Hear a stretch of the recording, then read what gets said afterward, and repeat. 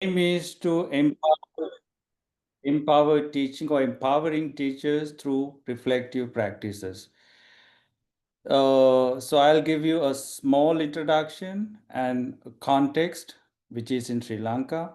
And then I'm going to share with you at least 7 reflective practices and which I was so touched and I was grown up with. And then some practical tips which I have acquired, sort of beatitudes, attitudes to be as a teacher or inculcate in our lives. And then question and answers. And then the references around my presentation. And as Father Roy said, you can stop me at any time. We can also have the question and answers at the end, or if something is troubling or you want to have engage with the conversation, instead of giving a fabulous presentation and be happy, I would rather stop at one time and then dwell well, and then so because we are with ourselves. Okay. Now, this is the context. I'm sorry. This is the context. We are talking the. So, are we all right until now? Okay. Yeah, Yes, so Father. Perfectly. So we are in the context of Jesuit higher education. So I see Loyola campus educators, that is, we are.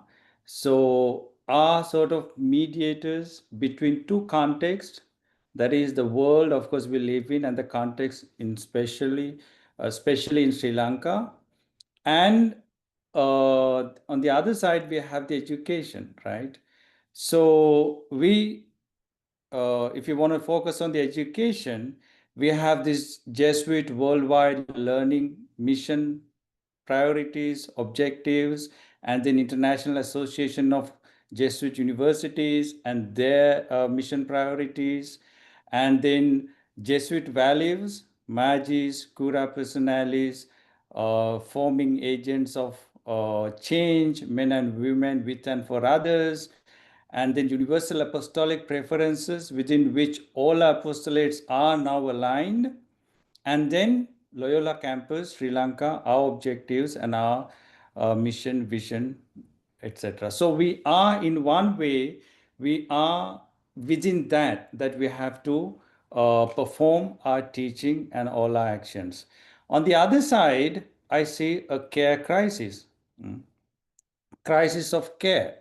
So crisis of care is defined in such a way that earlier established ways and means of caring for is being changed nowadays. So you name it, be it health crisis, be it environmental crisis, be it political crisis or educational crisis. So wherever you wanna, whatever the way you wanna name it, and you see the crisis of change not only in Sri Lanka but also in the world globally.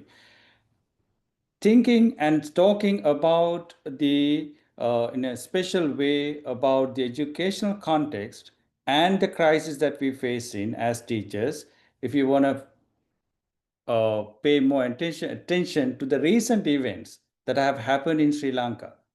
You know about this popular teacher Amma? Have you read about this? So the scholarship teacher who was so praised and paraded at BMICH because of her success, and then what she went on to become, because she kicked somebody in between the legs, and then so much of authority with which she practiced her teaching authority, right? Yeah, and then there was another teacher accused of molesting a school girl. And then in your area, Mullachiv, teacher and student arrested over sexual assault. And then in Omaha, where I am right now in the US, same scenario, uh, teacher caught in car with unrest student. So, and so on and so forth. You name it. And these are few examples to tell you the crisis of care within the education that we are facing right now, especially in the context of Sri Lanka. Now, when I say especially in the context of Sri Lanka, because reflectively we want to be better, right? But if you consider the figures, I'm sorry, the figures, I'm not sure whether you can see it well. if you go to this nation mast and see the crime rates compared to US, where we stand in Sri Lanka, we are far better. This is a huge country, and so you can compare these drugs, because these drugs, the rape rate and violent crimes and rapes, also teachers are involved. That's what I have highlighted those things. But if you compare the rates of Sri Lanka and the rates in the US, Sri Lanka is far better. Uh, our system is far better. So I talking from the US, I don't want to put my country down, because Sri Lanka, we are doing so better in terms of statistics. I guess it is also in practice. And these are recorded ones. There are also things that go unrecorded. And so, which is also interesting, the government, let me pull this back. Yes.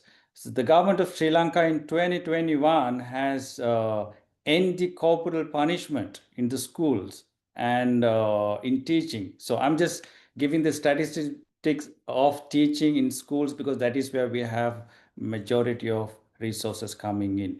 So uh, you see, though, we as Loyola campus educators are caught in between two sects. One is the education and that our value system coming from the Jesuit background, apostolic priorities, and JWL requirements, IAJU criteria, and so on and so forth. And on the other side, the crisis of care in the education that we are trying to respond to. That's where we are caught in between. And then that is where we need to ask. I can see my own screen with this. Okay. We need to ask, why reflective teaching practices?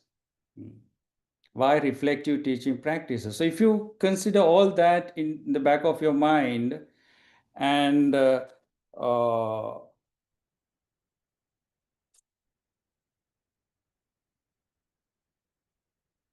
I'm just checking if I forgot something.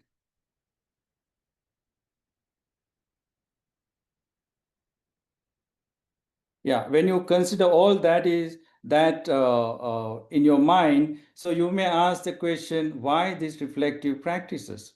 Because you, as I said, first thing that we want to respond to this care crisis positively, as teachers who make others aware of the value of education. We need to be reflective first.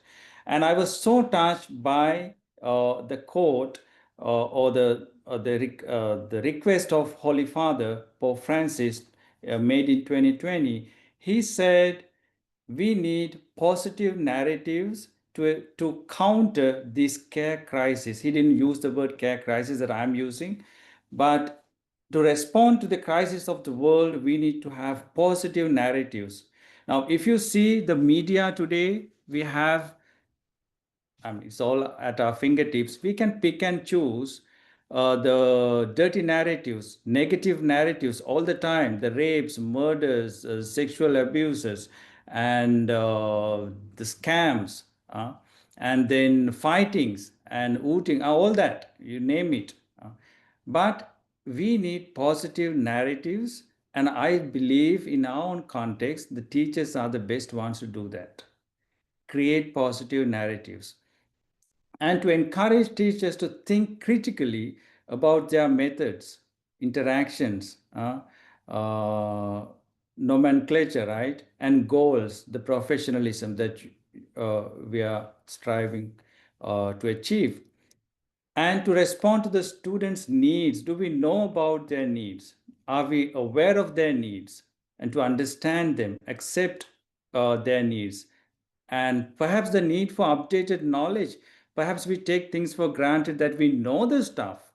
We don't prepare well. We don't update ourselves well. But they are so hungry for the updated knowledge. And positive role models. Perhaps we need to become more aware of that. They need positive role models when they hear and see and experience all negative role models around, we need to be positive role models. And to help promote equity, inclusion, and peace within and outside the classroom. When I say the classroom, nowadays it's chat rooms, online, as we're engaging right now, online teaching, and the Zoom conferences and interactions, meetings, that all, whatever that happens online. And the regard and respect for the other. So I want you to keep this other within inverted commas in the back of your mind as we go through this entire presentation, because I'm going to tell you at the end, I am a teacher because of students. If students are not there, I'm not a teacher. So it's because of the other I am. So we'll talk about that. So what is my definition of the other? The other may be a minor, other may be a small in age than I am, but still I am because of the other. So what is my definition? What is my interpretation of the other? How do I respect the other? So keep all that in the back of your mind. So I am gonna, are we all right until now? Yes, Father. Perfect. Because I can see everybody on the screen right now since the presentation is on. So I hope, Jerome, you keep an eye if somebody puts their hand up also, okay? Sure, Father. Sure. I'm going to talk to you about 7 types of reflections. Now, keep in mind, you might have, you may be engaging right now in one or maybe in all of these reflections. You may not be knowing what type of reflections you are engaging in, or you may not be knowing the name that you are, the reflection, but I'm just giving you the names and I'm talking what is what about each of these reflections. And but is not an exhaustive list, so you can find your own reflections and bring your own elements, and perhaps you can also make connections with what you have done, what you have read, what you have collected in your own literature, to this list of reflections. So the first is anticipatory reflection. Now, if you want to close your eyes, for example, and think of the last class you taught. Think of the last class you taught. Let's do also, as we go through this reflection, let's reflect about our teaching as well, actively. So, when you were thinking of your last class, and think of the previous night or the evening of the class, and about the kind of lessons, the teaching you had scheduled for the next day. What were you thinking? And what were you feeling about this class? Now, it's kind of interesting if you ask this question, were you really aware or were you consciously doing this reflection on the night before your class? Or were you actively preparing for this class? On the other hand, just ask yourself, did you take it for granted that, okay, I have been teaching this class over and over, and perhaps 2 or 3 semesters now, I know my matter, and I can just go and just, deliver, and I can be at ease? And did you not prepare at all? Did you take it for granted? Or did you take some time to be in touch with your feelings and thoughts? We are just talking about feelings and thoughts.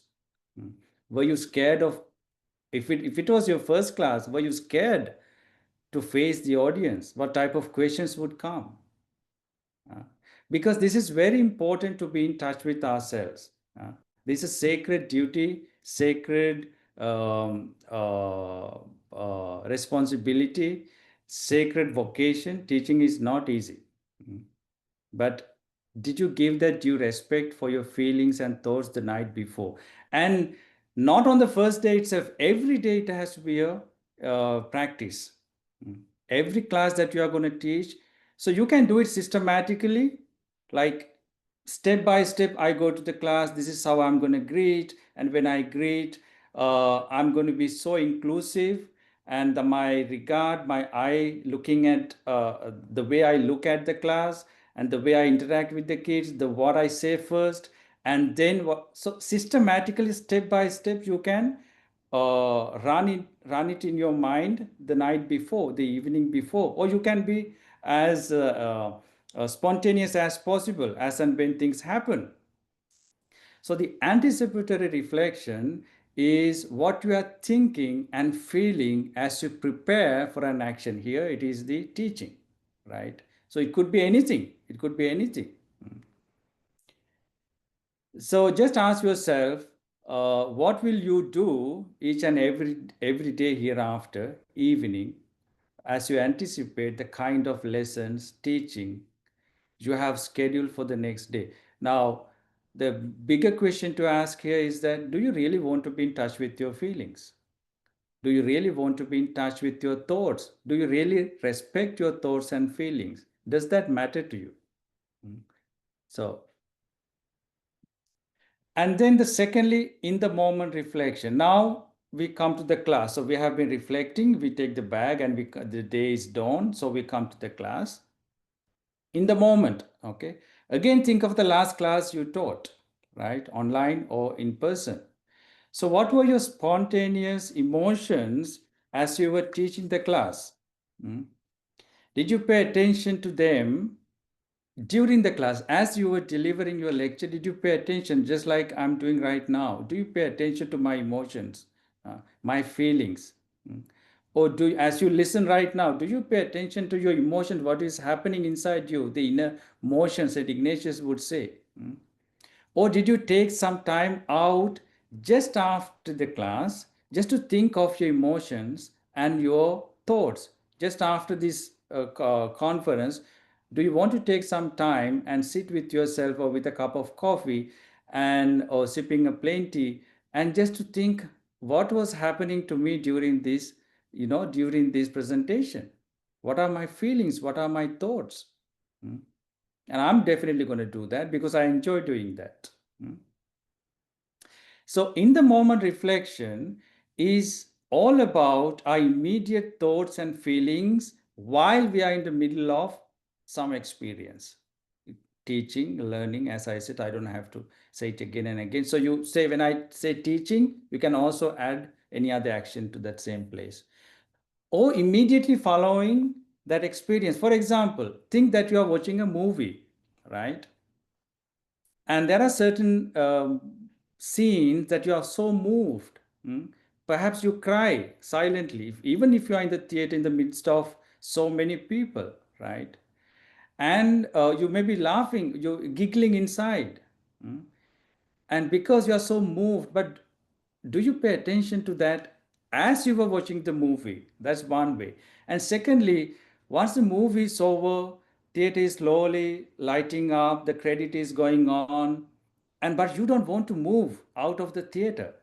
You still want to be there in that darkness and just to think of the entire thing, what was just unfolding before you, the drama, the plot, right?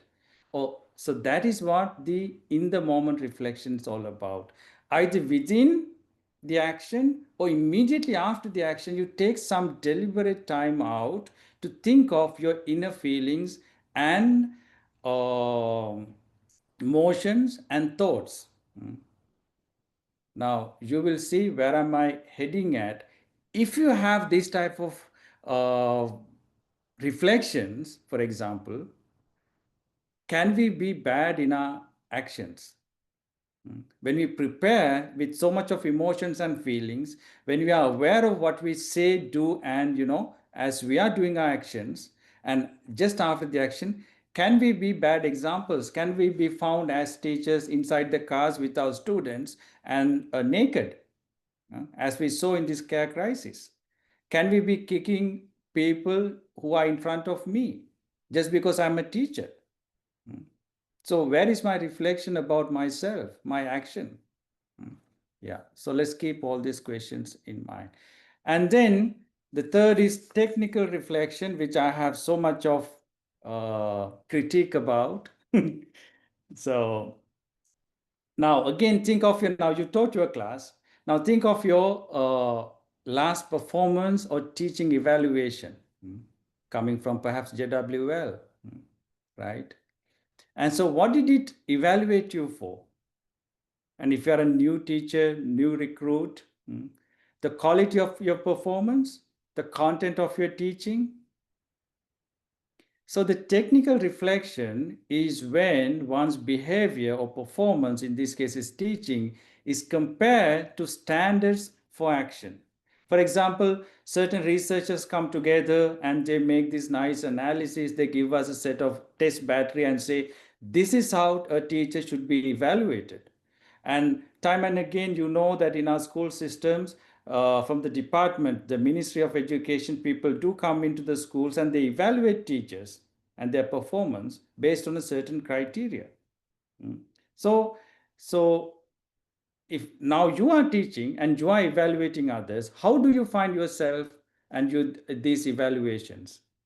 What are your critiques of them? For me, to begin with, Socrates, the unexamined life is not worth living.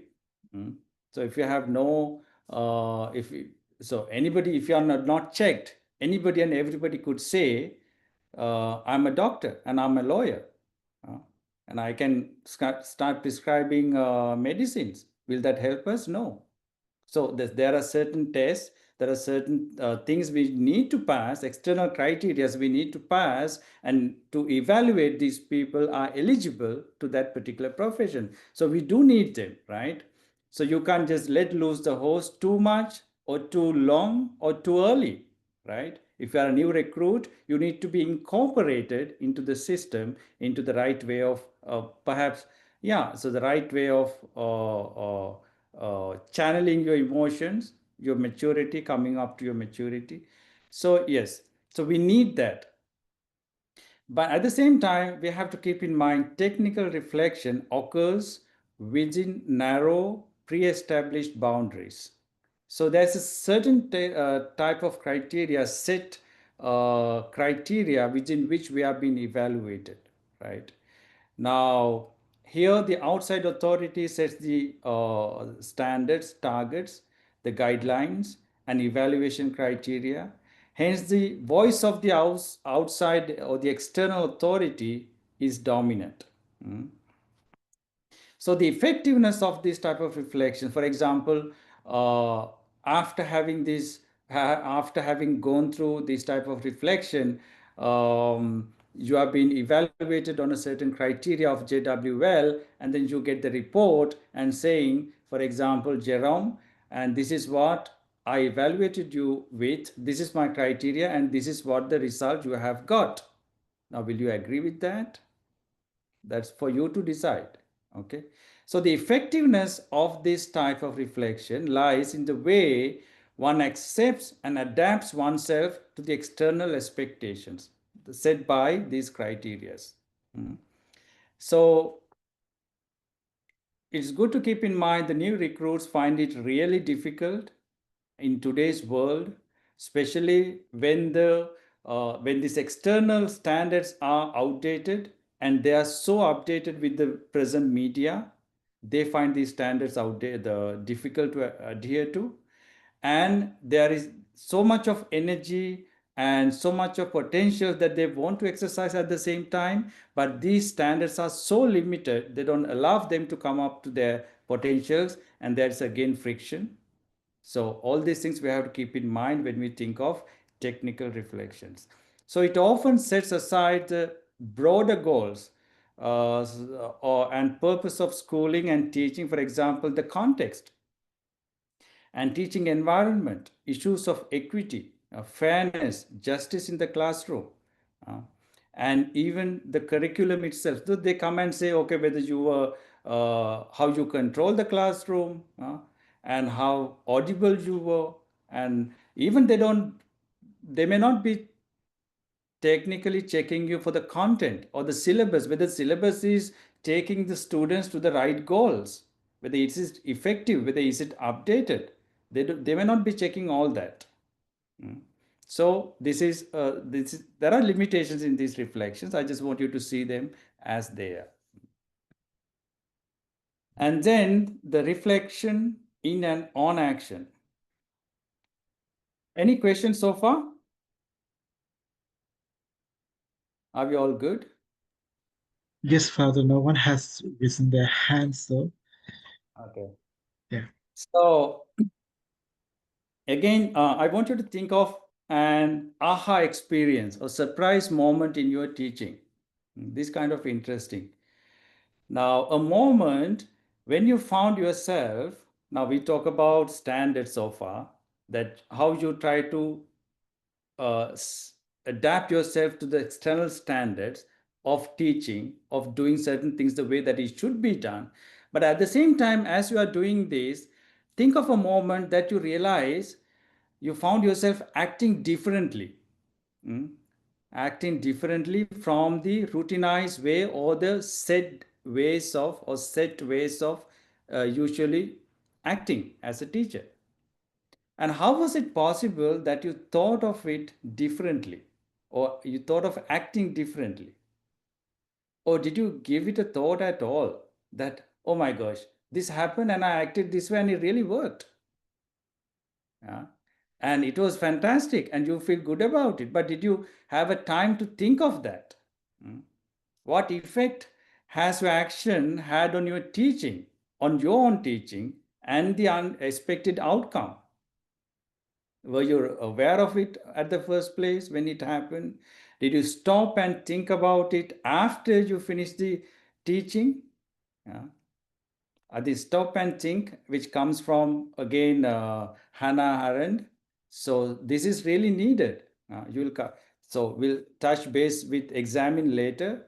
So the Jesuit way of reflecting, stop and think as a teacher is needed in this context, but as a human being is always needed. So reflection in action happens when spontaneous, intuitive decisions are made during an action. Now, in the first two, I talked about the feelings and thoughts, but here I'm talking about the action. Mm. The reflection in action happens when spontaneous, intuitive decisions are made during an action. It happens just randomly, just occurred. You think that this would work, and it works, and you think of it, and you execute it. Mm. And reflection on action happens when one engages in reflection on an action after the action has taken place. So you can so one engages in a mundane action. Here it is teaching. So there is something unexpected happens, and then a spontaneous thought occurs to you, to the agent, the actor, that contradicts the usual ways of responding. And then this contradiction necessitates, gives rise to a reflection within you, and it gives again way to on the spot experiment. So you think, oh, that thought occurs, I can also act this way and have the same result. And so you experiment it, your own thought, and resulting in new action that help meet the needs of the situation. Then what is important here in this type of reflections, the teacher's voice as against the technical reflection, the teacher's voice valued here. The teacher's voice is dominant. Teacher's creativity, ingenuity is valued here.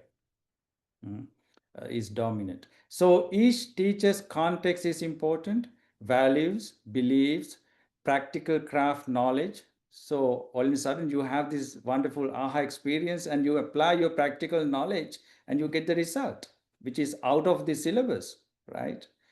And so your own experience, maturity, classroom environment, and students, all that matters in this type of reflections. Then we have deliberate reflection. Now imagine for a moment, you wanna, Father Roy, I think JWL is gonna celebrate 10 years. Sharam? Father, I'm unaware of it. Okay, I think Yeah, you 10 years. are 10 years, right? Yeah. Next year. So imagine, yeah, this is a funny example. Imagine that you want to have a nationwide, island-wide celebration of Yeah. JWL, yeah, 10th anniversary, and you are deciding on a dress code to wear on this ceremony, right? So the girls and women thinking of the sari, and perhaps men teaching the thinking of their own dress. Now you have about 8 centers right now in the country. So how do you come to a consensus? So you may be surfing online, checking for the best, the model, the best sari or best outfit, or you may be researching on that, and you may be writing to these centers to find out their opinions. uh, and you may be also consulting what would be the best cultural expression of this moment, what should we wear to include everybody, and so on and so forth. You see, when decision is making, the decision is made, there are so many elements come into effect, like research, experience, the advice of the teachers, uh, personal beliefs, values, so on and so forth. So here, no one voice dominates in this type of reflections, as multiple voices and perspectives are heard.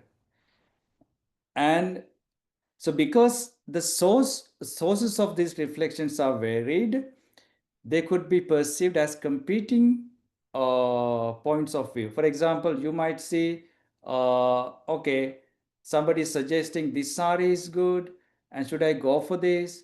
And then the internet says, and this, should I go for this? And our culture says this, should I go for this? So each and everything has enough and more similar the weightage. At the same time, you got to decide. Now imagine you or your family member has to go through an operation, right?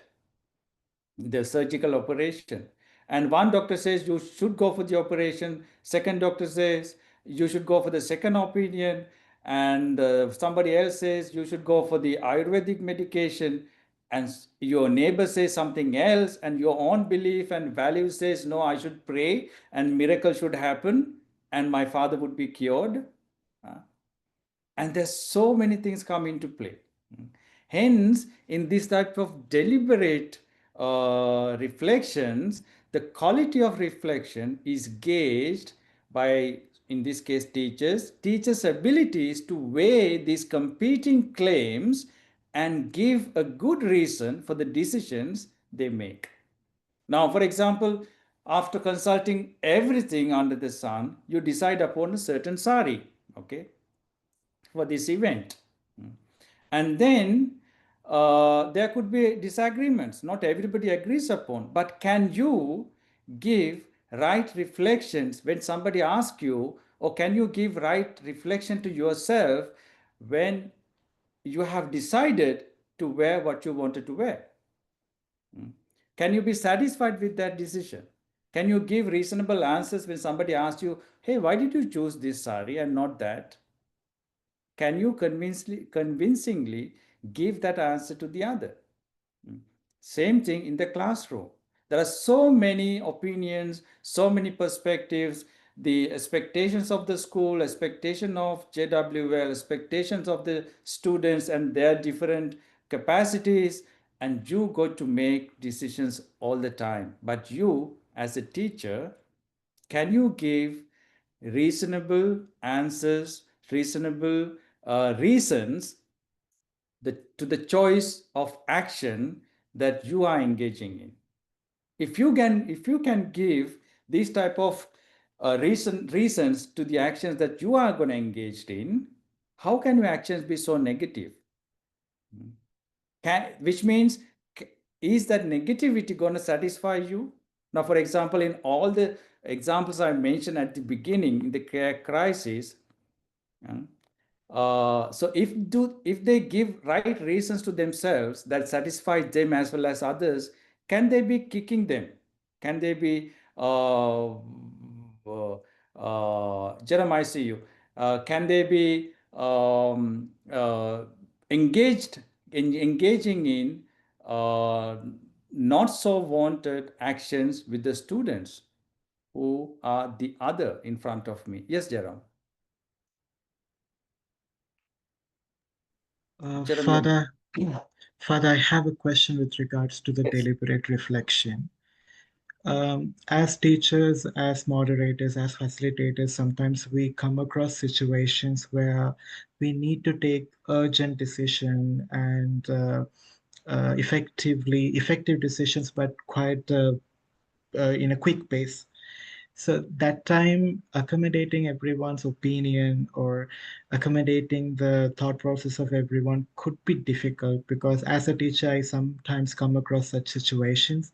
So Yes. that time, how could I handle that situation? How can be unbiased and accommodative to everyone? So it's a very good question, Jerome. See, you nicely said the context. You said there could be moments, right? But those moments you said they are emergencies, right? If they are emergencies, nothing like being transparent, okay, as a teacher, because as a teacher you don't know. We'll come back to that a little later. First thing, if it's an emergency, can you be open to your subjects or open to your students in front of you and say, hey, there is an emergency situation, I need to make this decision. Mm. Can you be, I mean, instead of coming as authoritarian force in front of them, can you tell them what you were going through? And this is also non-violent communication. There's a need. uh, there's observation, and there's a feeling, and there's a need, and there's a request. That's what Marshall talks about in his non-violent communication. So need is, there is an urgent need has occurred. I need to make a decision. That's your requirement. And so you make a request to your teacher, your students, or whoever, your authority, say, hey, Father, there is an emergency occurred and you were not available. I made this decision, but next time I'll take some time out to tell you in advance if it is possible. Or in a situation like this, tell me what to do next time. You get it? So you have been so transparent, and the emergencies cannot happen all the time. If they happen all the time, then it is not emergencies. So then you need to come up with a certain set of decisions or policies how to work in those places, you know. And is that clear, Jerome? Thank you so much for. So I think so when I finished with my last slide, you will have more clarity in what I said. So we'll have some resources to enhance your answer. So, so mind you, in deliberate reflection, there won't be a total agreement all the time. Nobody would agree with the sari that you are going to decide upon. Do not try that. You know, you're not going to please everybody, mind you, again, okay. But as long as you can give right reasons, justifiable, positive, ethical, good reasons to yourself, as well as when somebody asks to others, so you're good to go, right? And it doesn't mean that everybody would agree with you, need not be. Mm. So personalistic reflection, this also is very interesting. So have you, for example, have you ever found yourself thinking of what type of person you want to be? Mm. So you are a teacher right now, but as a teacher, what type of person you want to be and how being a teacher helps you accomplish that goal, that the person you want to be. Okay, Sarah. Mm. Or at the same time, do you find yourself thinking about your students in the same way? Not merely in terms of their academic achievement or performance, but rather about their life concerns. Think of your own classes. Are you academically thinking, academically oriented, or are you also thinking of their life achievements, what they would become, their hopes, their well-being within and outside the classroom, or in their families, and what they would become in the future in the nation. So in personalistic reflection, the individual connects the implications of an action, here it is teaching, or the experience with her or his experience, personal and professional life. So this experience of, for example, I'm teaching, so I'm aware. So am I applying this teaching for your well-being, for my well-being at the same time? So am I just, or in a way to ask, am I just performing just because you guys asked me to do a presentation? Am I doing a presentation for the sake of doing it? I'm not worried about your well-being. I'm not worried about JWL. I'm not worried about your. So is it that? It's not that. So the personalistic reflection is where you connect your experience, your action, whatever, with the well-being of yourself and well-being of the other. It can be negative. If that is so, then teachers who engage in this type of personalistic reflections, they become not just information dispensers, they don't just dump information on others, but they become caretakers. I said care crisis, and with this type of teacher, the reflections, you become caretakers, and we become caretakers. We take responsibility for our own actions, for what we do, and for creating a better narratives, better agents, better people to the country, to the world.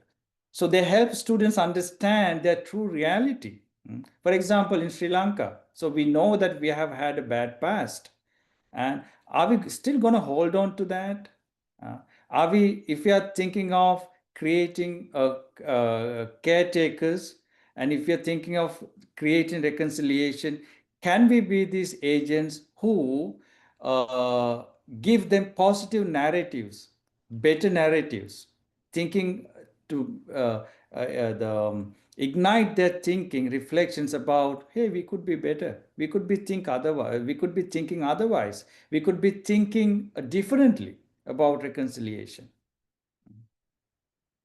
So teachers engaging in this type of reflection are less concerned about the success on achievement test, the external criterias and all that, but students' ability to live compassionately, trustworthily, with peace, harmony, values, and so on and so forth. And then that brings to our last reflection, that is critical reflection. So think of your classroom actions, any classroom action. So how do you address your students? Online, in person? Do you address them equally? Just think of them.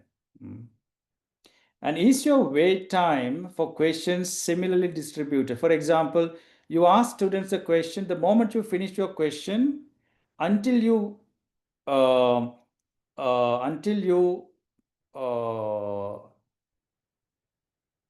interfere, or until you interfere with the next question or next prompt, how much of time you give to their students? Is that time same for every student, or do you have favorites? Do you have favorites? If you give 30 seconds for student A, and if you are going to give 20 seconds to student B, you got to think. Why do you do that?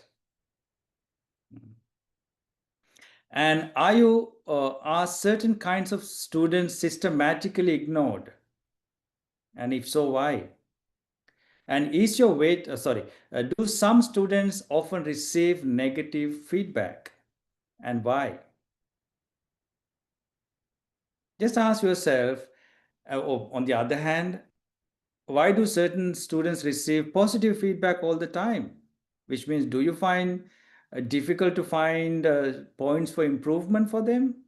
Do they not have points for improvement? We need to think. right? So have you ever thought about the types of messages that you pass to students when you engage in this type of activities? Could be online, could be, I'll come back to my JWS experience. So depending on how you act, interact, you can make your school classroom either place of inequality. I said that that begins at the classroom, online or in physical. The inequalities of gender, race, class, or a place of equality. Teacher, role model, the way you behave, the way we behave, and they observe, they feel it. And if you're a nursery teacher, if you have that background, you might have had this experience how teachers come crying after you. Teacher, why did you spend so much of time with him and not with me? So, a critical consciousness, uh, Paulo Freire talks about, and reform. We can change, and change begins at home. The home is your classroom. And Jerome and Anita had been in my classes. For example, if you had compared my answer sheets at JWL with somebody else in your cohort, I don't know whether you notice, when I address everybody, in 1 week, if I had said, "Hi, Jerome," I had said to Anita in the same way, "Hi, Anita." If I had said to Jerome, "Hello, Jerome," I also have said to Anita, "Hello, Anita." I did not use the word "Hi, Jerome" and "Dear Anita." No, I never did that. It was intentionally done. And if in "Hi, Jerome," if the capital is H is capital and I is simple, it's the same way to Anita. So that is a way I practice. I still practice equality. I don't know you, and I did not know the same people in Afghanistan in the same cohort. And even if I know you, I don't want to show that on the online forum, because I want to be equal to everybody. At least in my case. I don't know whether you noticed that. And then the wait time. I never, now in this case online, I never started answering your questions or responding to your questions until the deadline. Just because you replied to me early, I never gave you answers. I waited until that deadline was exceeded. And then I started answering for that particular group. So then I know I'm not biased. And at least I can sleep at the end of the day peacefully that I have not been biased. I have created certain rules for certain good narratives to myself and to impart, to let others know that this teacher is different. Yeah.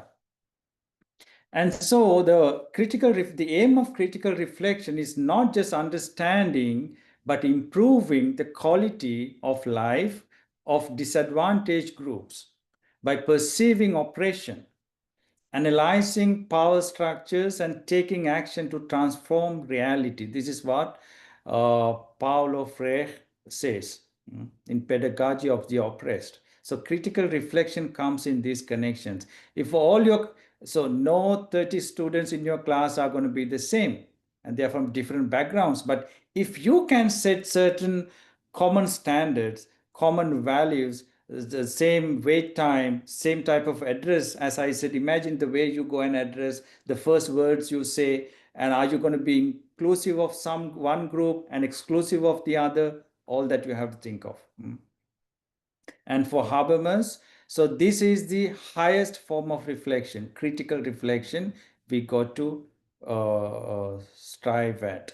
So teachers who promote this type of reflection within and outside classroom in education are committed to dialogue, reflection, and action, praxis, and empowering students as critical thinkers, agents of positive change, of social actors.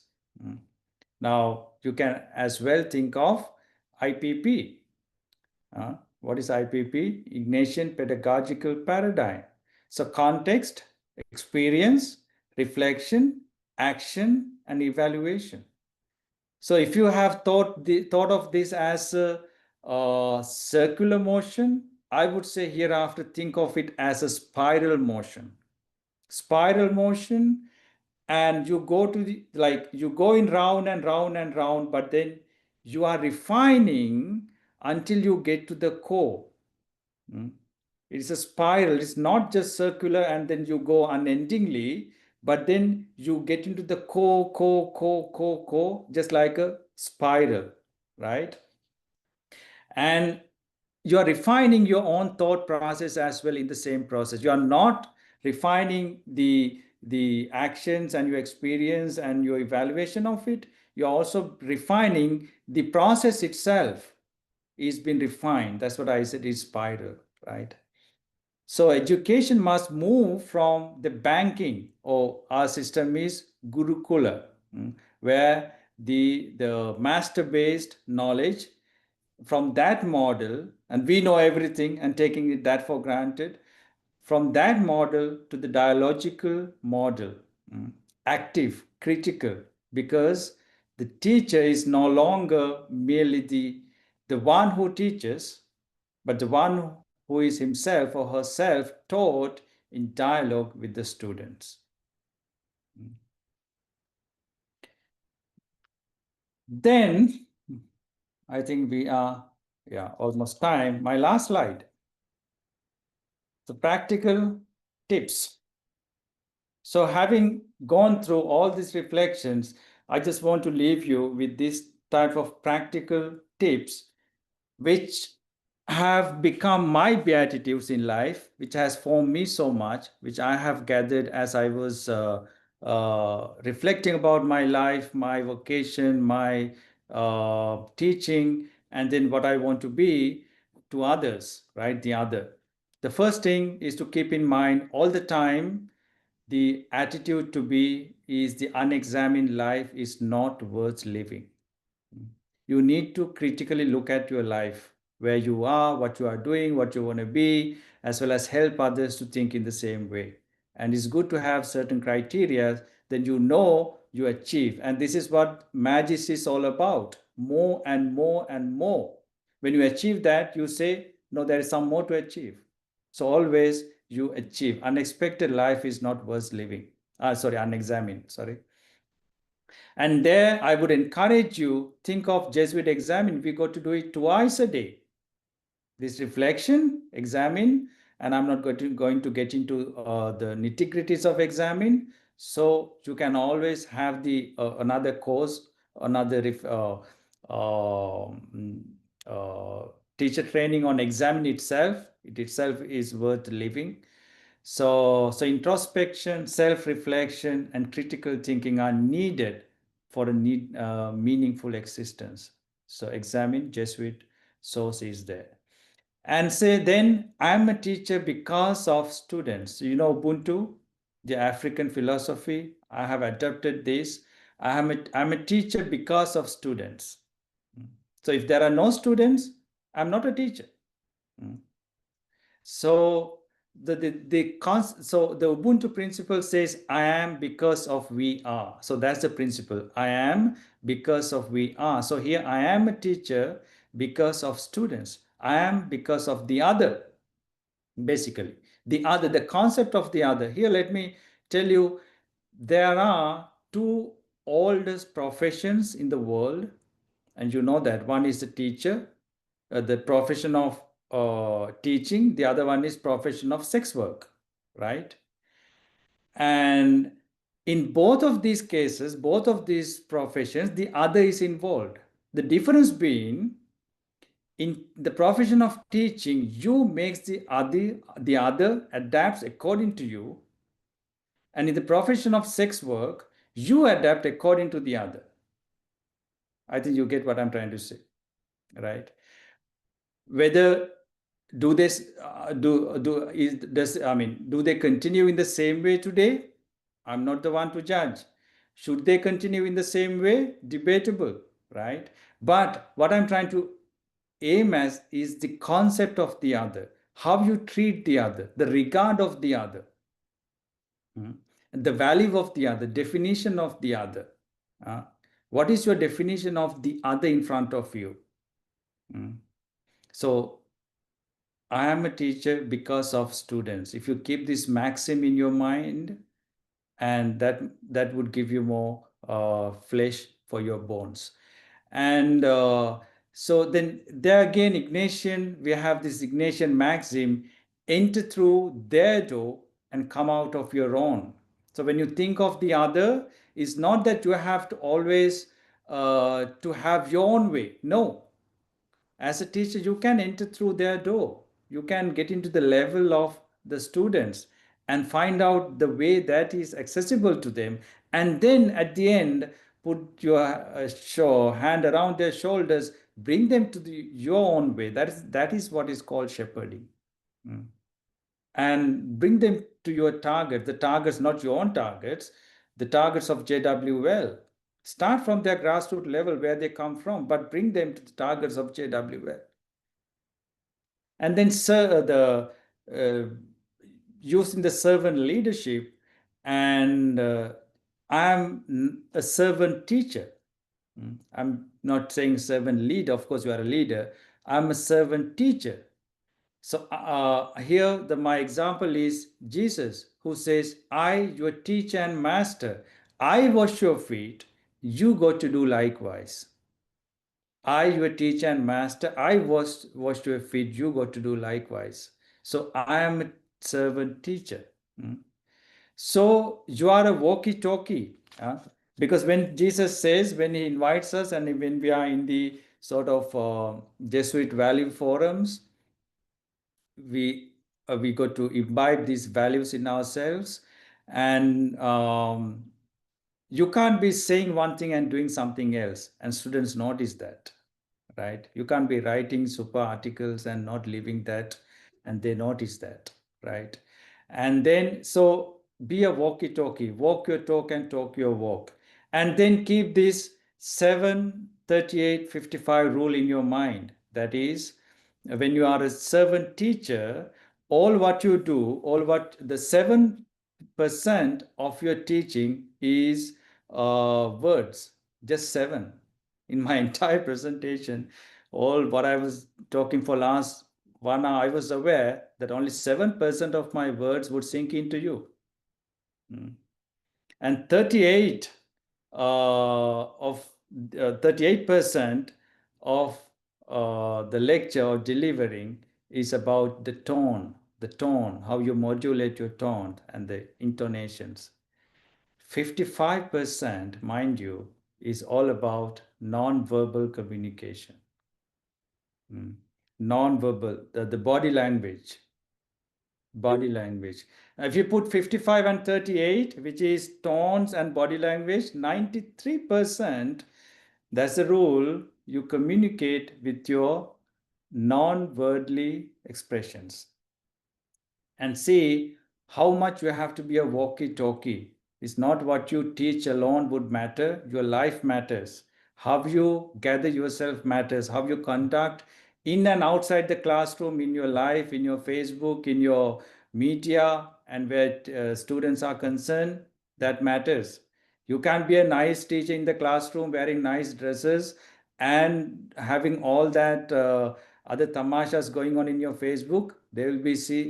Students will be seeing a discrepancy in you, incongruence in your actions and in your words. And then keep in mind this beatitude as well. Beatitude's attitude to be, I teach in circles, not on stairs. Stairs, ladders, and you create gradations. Perhaps you sit on top and others down. And at the same time, when you end up teaching, some are on top, some are down, some are in the middle. No, that's not the model. That is the Gurukula or master oriented way of teaching. I teach in circles, or rather, I would say spirals, circles. I no longer call you servants, Jesus says, but friends. Friends are in the same circle, right? We don't have gradations. We are not servants and masters, but we are friends. So keep these maxims that I practice. I teach in circles, not on stairs. And again, there's a better, I've also defined this in such a way. When you say circles in practical life, these marketplaces, where you have the roundabouts. So I teach people life and not stairs, not the, this comfort. So let our teaching be more realistic in real life and not in comforts, not in ivory towers. Be more practical. And then is coming from again Bible from John the Baptist, the special when Jesus comes to him, when everybody thought John the Baptist was the Messiah, and he was humble enough to say, "It's not me. One who is after me is greater than me." And then he says, "He must increase and I must decrease." So here in this case, you got to say, my students must increase. They should go even beyond me. He or she must increase. But actually, it's a phrase, but then you are not decreasing. Why? If you are really updating your knowledge every day, you are not decreasing. In no way that you can decrease. But it's a matter of your choice, whether you really want to be upgraded or you want to be at the same knowledge. Whereas we are students with their gadgets and all, exploring the world, and they come up to a level and you feel so small about yourself. No, it's your choice. You never decrease while sharing your knowledge. All the more you gain the competence, right? So, and then keep this also in mind, whether you are in the research or action or any action or teaching, I'm not going to solve all the problems in the world.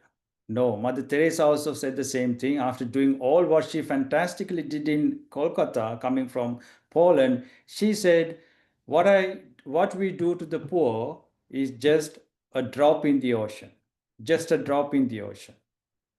After what she has done extremely well, we have nowhere we are so close to her. But she does not stop there. She says, but if that drop is not there, the ocean is not complete. So imagine how much we got to do in our own drops. That drop matters. But I'm not going to solve all the problems. She did not solve the poverty in the world. No, it still continues. But she did her drop. She did her part. So it is the humility to accept that I don't know everything. And that's where Jerome was asking. I don't know everything. And it's not pride, do not think, but foolishness to deny that I do not know everything, or to deny I do not know that I do not know. And it doesn't make one small as a teacher to say, I'm sorry, or I do not know, or I made a mistake. No, say that. Even Jerome, in that type of situation, you can say, I made a mistake. It was an emergency. I took this decision, but it was an emergency. I would not do it again. It doesn't make you small. All the more you are greater. And it's better to say, I'm sorry, I will get back to you, rather than giving unexamined opinions or just, the planting bad seeds on the opinions without facts, or what you think as a theory and you just give it. And spreading untruth or mere speculations. And here I want you to focus on the Marshall Rosenberg's nonviolent communication. It's based on 4 principles: observations, feelings, needs, and requests. Again, coming back to Jerome's question. Now, for example, you can say somebody's in the class, as the teacher, student is asking you a question, and you can say, and you don't know immediate answer. Do you want to pretend as if you know the answer? No, you don't need to. You can use nonviolent communication and say, hey, I see you asking an interesting question, and that's your observation. And I'm afraid that I have a ready-made answer for this. I can't give you answer right now. I wish I could. So that is your feeling. I'm afraid that I can give you. And then comes your needs. But I want to reflect and research upon this and come back to you. See, you are expressing your need. I want to research and read more on this and come back to you. And then you are asking the request, is that all right with you? Can I do that? Can I get back to you? See how easily you have solved that issue. So keep these elements in mind. And then you have IPP, Ignatian Pedagogical Paradigm, as I said, examine, and with all 5 steps. And then you have also Gibbs reflective cycle, if you want to get into that. And then you have Marshall Rosenberg's NVC cycle of observations, feelings, needs, and requests. And then you have Jesuit retreats. So as JWL, I would also encourage have a retreat conducted once in a way and take us time out and have a JWL retreat and the retreat ministry, and you have retreat houses in Manresa and in Kandy or any other place that you want to be. So have these weapons and instruments used in your reflections to enhance these type of reflections as well as other reflection types you have in mind. So these are the references that I have been using. So any question, any answer? Uh, yes, Father, I have got one question. Yes, Anita. So overall, this reflective